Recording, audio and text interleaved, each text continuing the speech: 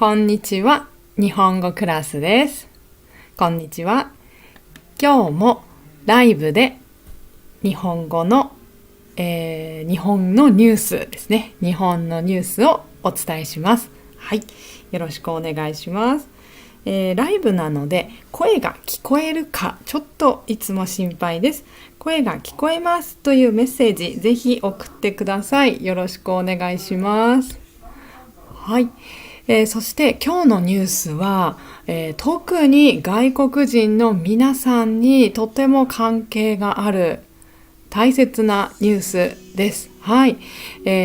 特にですね、日本に今住んでる人、とっても大事なニュース。そしてこれから住む予定の人にもとっても大事なニュースです。はい。ですので、よく聞いてみてください。はい。今日のテーマは、税金みたいなものなんですね。皆さんの国にも税金ありますよね。タックスですね。そして日本の場合ももちろんあります。はい。そして、日本に何ヶ月か住んでる人はもう払わなければいけませんというものが日本にもあります。はい。その話です。はい。今日のテーマはこれです。はい。漢字ですね。読みますね。在留と読みます。これ。在留外国人の保険料納付初調査へというタイトルです。なにそれと。はい。これ簡単に言うと、これは今ですね。今、日本に住んでいる外国人が、保険料、日本の保険、はい、インシュランス、保険のお金というのを日本は払う必要があります。はい。例えば、医療保険という病院に行くのが日本はちょっと特別で、日本の場合は自分で 100% 病院に払わなくていいです。はい。保険にしっかり入っていればというか入らなければいけないんですね、日本ね。旅行の人は別なんですけど、もう住んでるっていう場合、留学生でももちろん入るし、日本で働いていたらもちろんもう入らなければいけない。はい。その保険の、システムが日本にはあります。国にお金を払います。はい。保険料というのがあって、例えば病院に行った時に自分で 100% 払わなくてよくて、30% 病院のお金を自分は払えばいい。で、残りの部分は国が払ってくれるというシステムです。はい。だからそのためにはもちろん保険料を毎月払わなければいけないんですね。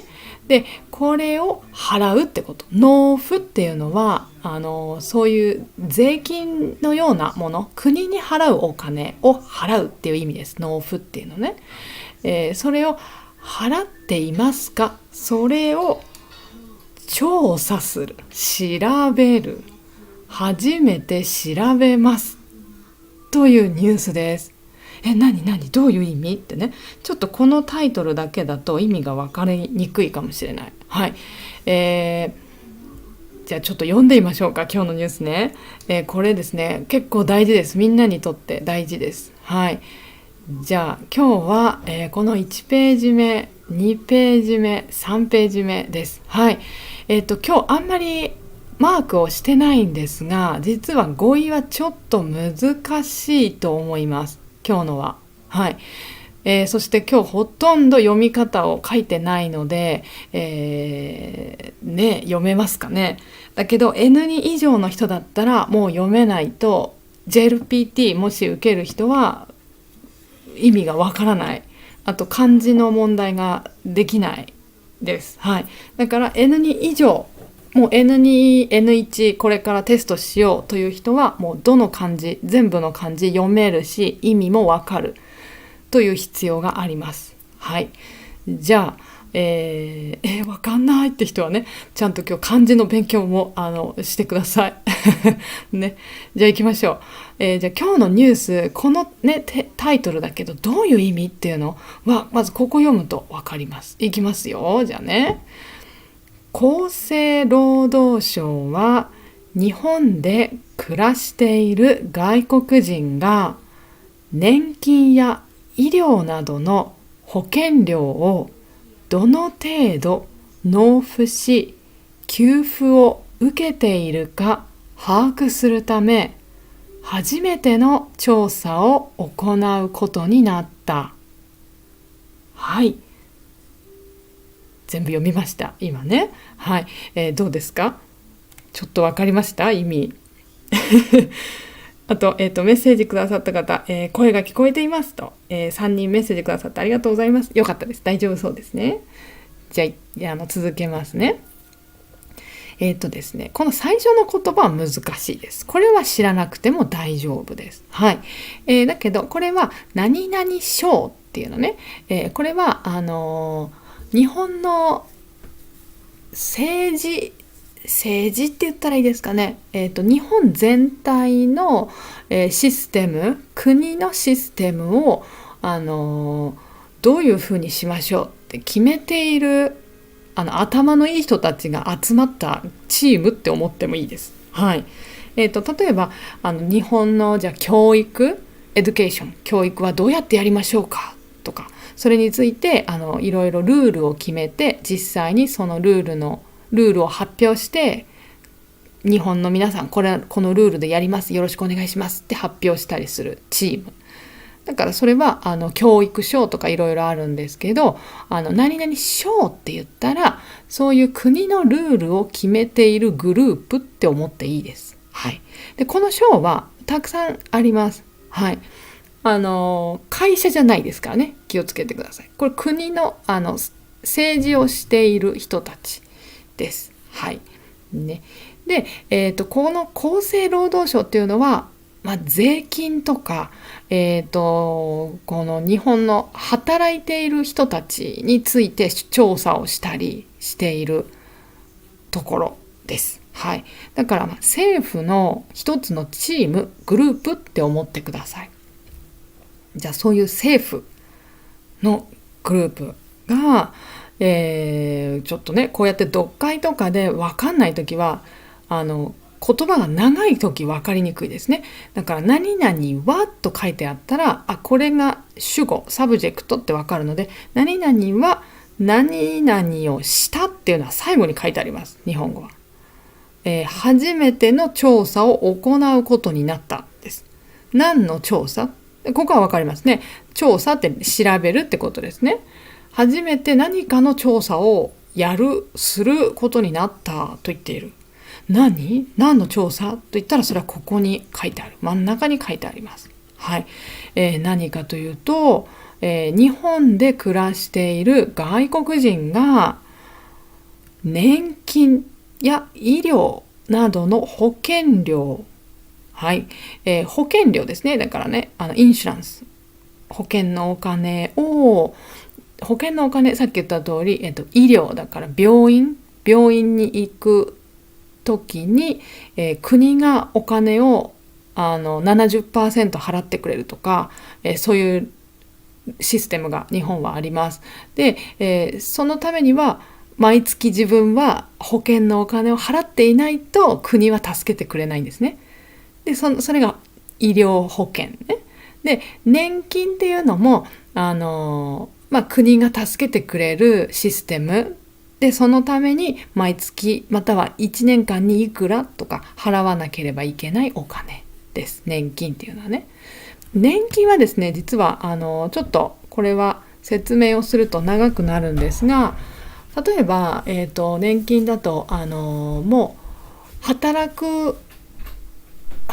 き終わったお年寄りの人が国からお金を毎月もらえるというシステムが日本にあります。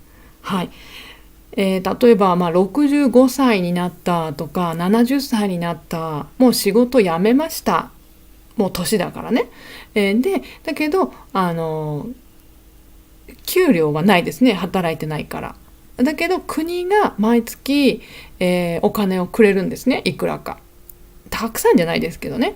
でそのためには、毎月もらうためには、その自分が働いていた時にちゃんと国にお金を払っていないと後でもらえません。うん。そういうシステムが日本にはあります。こういうのはない国もありますよね。でも日本は今はあるんですね。でそれが年金です。で年金は日本に住んでいる人で、20歳から60歳だったかなまでの人、それも日本人も外国の人も、それは20歳以上だったら、もう国に年金という年金のこのお金を毎月払わなきゃいけないんですね。毎月だったか、1年に1回だったか、何ヶ月に1回だったか今覚えてないんですけど、とにかく払わなきゃいけない。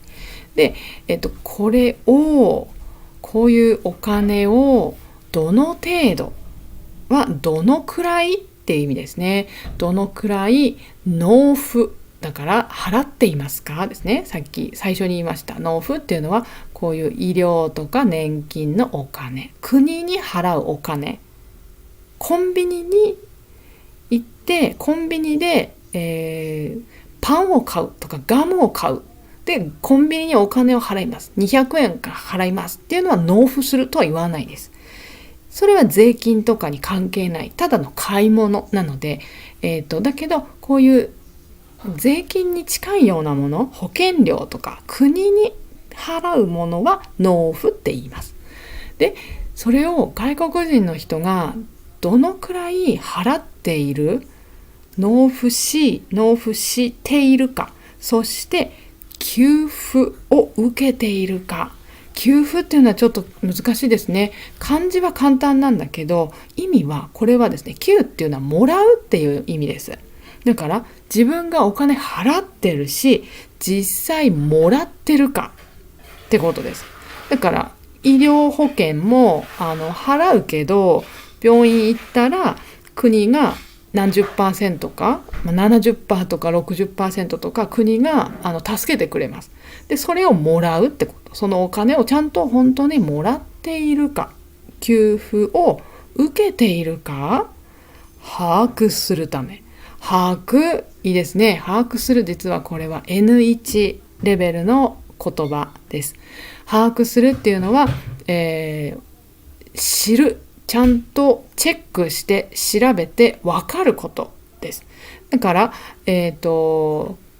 全体を見ると、この厚生労働省、この国政府は外国の人がちゃんと保険料を払っていますか、本当に払ってますというのを、調べる。そして外国の人、保険払っただけじゃなくてちゃんともらってますかって、そう、あなたたちはもらってますかというのを国がチェックする。国がチェックする。チェックして、もらってますね、よかったですとか、いやいやちょっとここの家の人は税金保険料払ってないですねとかをチェックするってこと。チェックするために初めてこういう調査、調べることをすることになりましたっていうニュースです。はい。ちょっと今私の説明も分かりにくかったかもしれないですが、すっごいもっと簡単に言うと、日本という国が今日本に住んでる外国の皆さんが保険料を本当に払ってますというのを調べる。そして払ってる人はちゃんとその保険料のお金を返してもらってますか、払うだけじゃなくて、もらってますかっていうのを、今年初めて調べますっていうニュースです。はい。あ、そうってね、今まで調べてなかったんだってちょっと思いますよね。私はそう思いました。で、続き読むと、実はですね、ここにもうちょっと書いてあります。読みますね。だけど漢字がね、ここもいっぱいでちょっと難しいんですけど、やってみましょうか。私じゃあ読みます。全部一回ね。で、漢字の読み方考えながら聞くといいかもしれないですね、今日はね。でも漢字大丈夫って人は耳で聞くだけでもいいと思いますよ。一回ね、全部、耳だけでリスニングしてどれだけわかるかチェックしてもいいですね。はい。じゃあ行きましょう。日本に住民票のある外国人は年金や医療などの社会保障制度に加入することになっているが、厚生労働省によると、外国人がどの程度保険料を納付しているかなど、日本人と分けてデータを取っていないことから、実態は把握できていないということだ。はい、読みました。はい。さっき使った前のページで読んだ、同じ漢字が出ていましたので、読みやすかったかもしれない。はい。で、ここの話の意味分かりました？これちょっと私びっくりしました。このニュース聞いたとき。って。うん。で、あとちょっとびっくりするのが、これ、一つの文がずっとつながってるんですね。何々わー、ぬるぬるぬるぬるぬるぬるぬるぬるということだ。ここまでで一つですね。長いですね。うん。じゃあ行きましょう。行きますよ。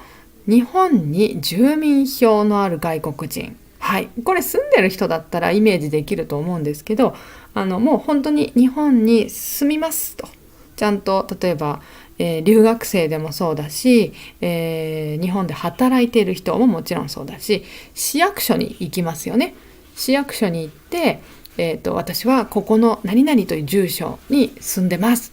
でちゃんと登録しますね。ちゃんと紙を書いて市役所に出します。でそうすると、あなたは本当に今住んでますねっていうのを、日本に住んでますねっていうのをちゃんと国が紙で出せます。証明書です。そう、それが住民票です。うん。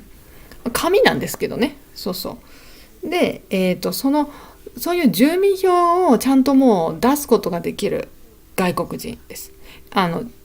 旅行に来ました1週間だけとかは違いますね。住所はないですからね、日本にね。日本にちゃんと住所がある人の場合です。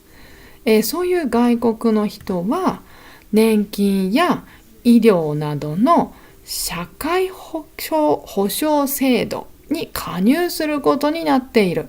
はい、ここで難しい言葉で説明してます。これさっき私が説明したことです。年金とか医療とかの制度に入ることになっています。入らなければいけませんってこと。加入は入るってことですよね。その制度、システムっていうのはどんなシステムかって言ったら、社会が保障している。保障っていうのは助けるってこと。日本が皆さんに何か問題があった時助けてあげますよっていうシステムです。はい。これに入らなければいけませんってこと。反対を言うと、入っていないと助けてもらえない。だけど、もう入らなければいけないです。日本に実際住民票がある人の場合はね、いや私入りませんっていうのはできないんですね、日本はね。なので必ず入るんです。で入ることになってます。入らなければいけませんが、だけどでも厚生労働省によると、これは国のですよね、政府によると、外国人がどの程度、どのくらい保険料を、この保険料ですね、社会保障制度の保険料を納付、払ってますかなど、日本人と分けてデータを取っていない、日本人と分けて調べていないんです。ということから調べていないので、実態っていうのは実際の状態、本当のことってことです。本当のことは把握できていない。把握はさっきねこっちでやりましたよね。わかるってこと、知っているってこと。本当のことは日本の政府は分かっていないんですっていうことです。分かってないんですかって私ちょっとって思いました。これ読んだ時に大丈夫って調べてなかったんですかってここに書いてある通り、この制度に入らなければいけないって言ってますけど、手続きはできますね。申し込みっていうかそういうのはできるけど、本当にちゃんと払ってるっていうのはわからない。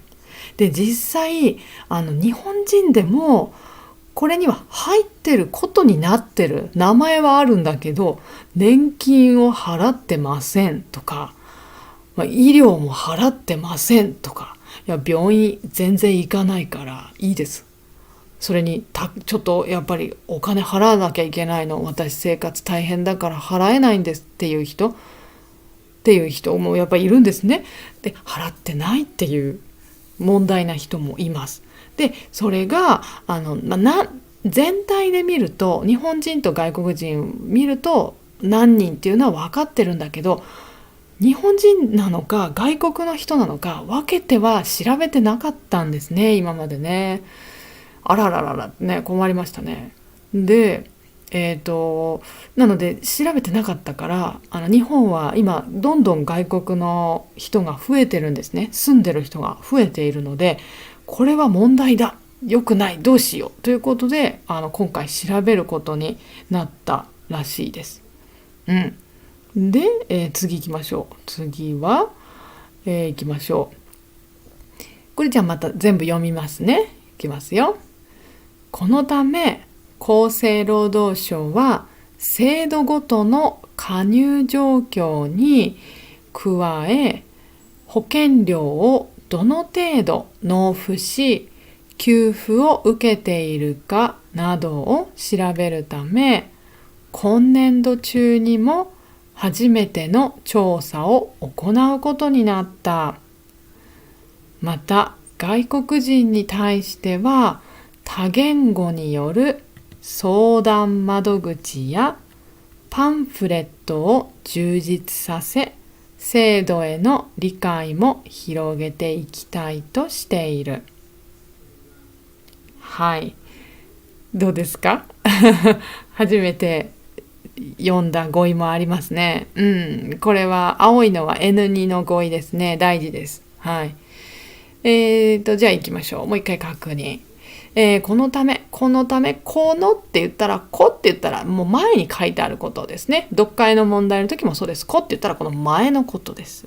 はい。このため、厚生労働省は、制度ごと、制度っていうのはこのシステム。で、システムはさっき見たように、年金の制度、システムとか、医療の制度、システムとか、他にもあるんですね、そういうのがあるので、それぞれいろんな制度がある。何々ごとっていうのはそれぞれってことです。それぞれの制度の加入状況だから、どういう人が入ってるか、実際本当に入ってますかっていうのを、状況に加え、それとですね、加えっていうのはそれとプラス保険料をどの程度、どのくらい納付、払っている、そして給付を受けているか、もらっているかなどを調べるために、今年度中っていうのは今年ですね。今年中にも初めての調査を行うことになりました。調査をするってことですね。と言ってます。これちょっともう何回も同じようなことを言って、でも詳しくどんどん説明していますね。だから、保険料を本当にどのくらい払っているかも大事だし、払うだけじゃなくてもらう必要もあります。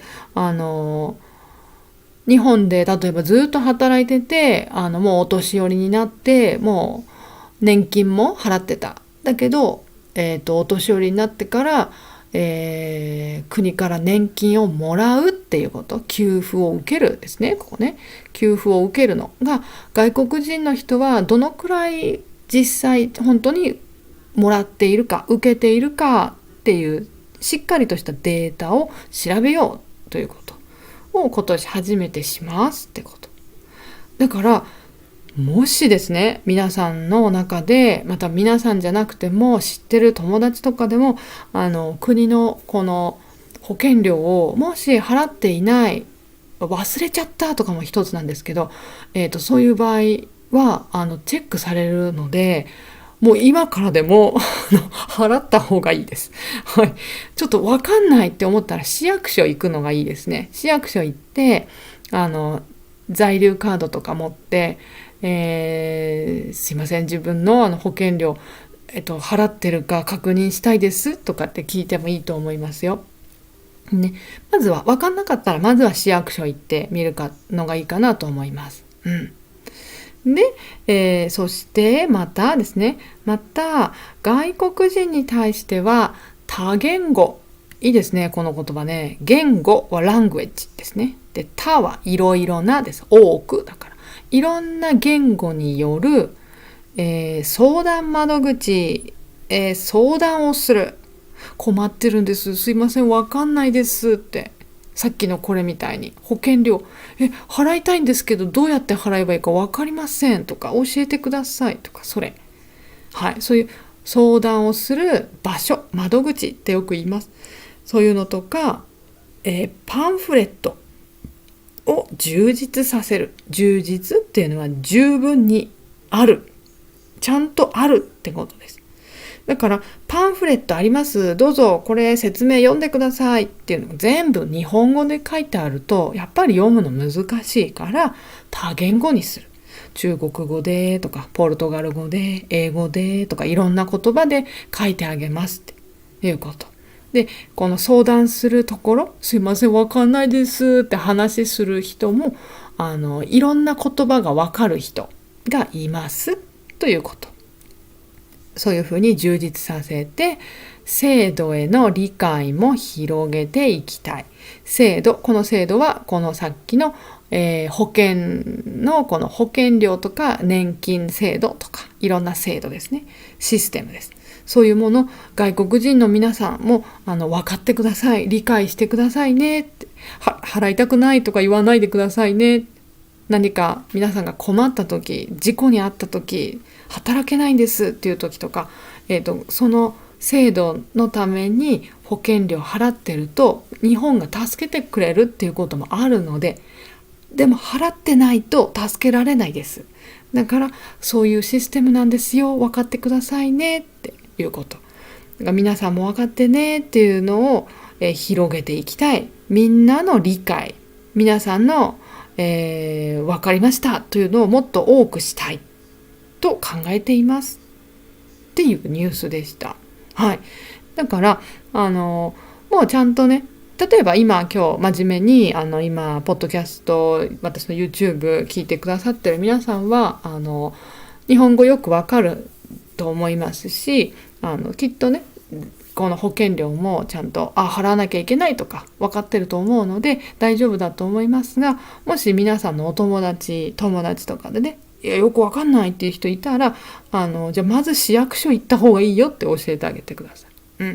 でこの保険料とかは結構会社で働いてる人の場合は自分の給料からもう先に引かれてる。自分の給料もらう前に会社が保険料を払ってしまっているっていうことがとても多いです。だから毎月給料もらった時何がいくら、保険料いくらとか書いてあったりします。毎月の給料、あなたの給料いくらですっていうのにね、保険料いくらって書いてあったら、これ私保険料払ってるっていうの分かるので安心してください。また分かんなかったら会社のお金の関係の人たち、給料払う、ことをやってる、人事っていうんですけど、そういう人たちとかに聞いてみてもいいと思いますね。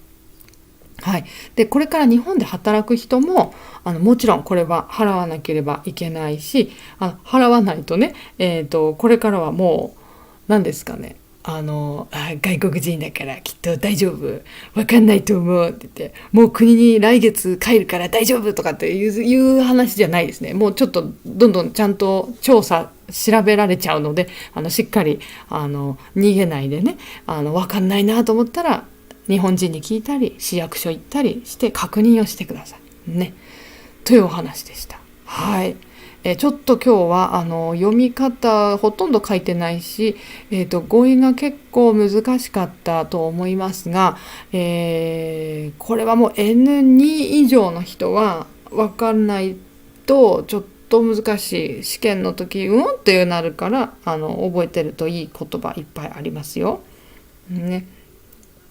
はいでした、ということでした。皆さんぜひ勉強頑張ってほしいなと思いますはい、でも一緒に読むと分かるんじゃないですか、少しね。ということでまだまだ読めます。私の YouTube でいろいろニュース読めますので、これね、日本の新しいお金ができますよ。いいですね、楽しみですね。このニュースとか、はい、あとはJLPT 勉強中の人は N1 のレベルの問題、N2 レベルの問題とか、こういうのも私の YouTube チャンネルで読めます。一緒に勉強できます。はい。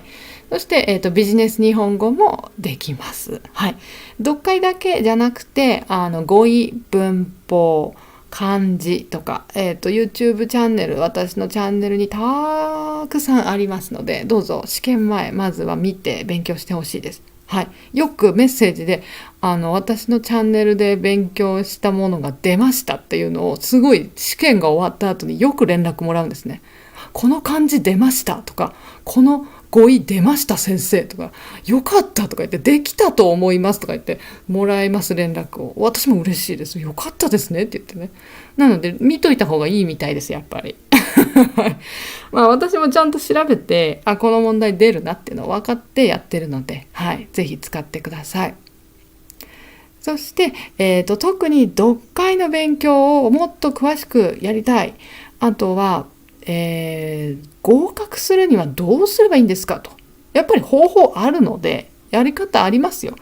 そういうのを知りたい人はN1 と N2 の人ね、私のビデオレッスンありますので、ぜひ見てほしいです。毎年これ見て、たくさんの人本当に合格してもらってます。嬉しいです。はい、皆さんも今度の7月ぜひ受かってほしいですね。早く受かっちゃいましょう。そうで、あとはプライベートレッスンも私やってますので、読解のプライベートレッスンとかもやってますよ。やってる人います、今もね。はい。レベルも N5 から N1 レベルまで、どんな人でも私教えます。はい。読解、リーディングとか、会話でも EJU でも JLPT のテスト前の練習とかでも皆さんのリクエスト聞きますので、どうぞ、はい、相談してください。で、あとは会話の練習したいねとかいいですね。あとはビジネス日本語やりたいとか、実は今日授業がありました。はい、今日はビジネスメールをやりましたね。ビジネスメールやりました。はい。で、詳しいレッスンの予定は私のオンラインレッスンのリンクの中に書いてありますので、見てください。で、このリンクは今日のチャットメッセージ、ライブチャットの一番上にも書いてあるし、この後メールじゃない、何ですか、コメント、ライブのコメントのところにも、書いておきます。はい。ですので、そこのリンクから見てください。あとはディスクリプションにも、今ビデオの説明のところにももう書いてありますよ。はいね。ということで、もう試験近いですからね、皆さんに助けられたらいいなと思います。はい。やっぱりオンラインレッスンの方がより濃い授業になるので、はい。よかったら、もう本当受かりたいんだ、試験合格したいという人はぜひ使ってほしいですね。このオンラインレッスンね。はい。ということで皆さん、今日語彙ちょっと難しかったかもしれないけど、はい、新しくまた何か覚えてくれたら嬉しいです。はい、じゃあまた一緒に勉強しましょう。今日もありがとうございました。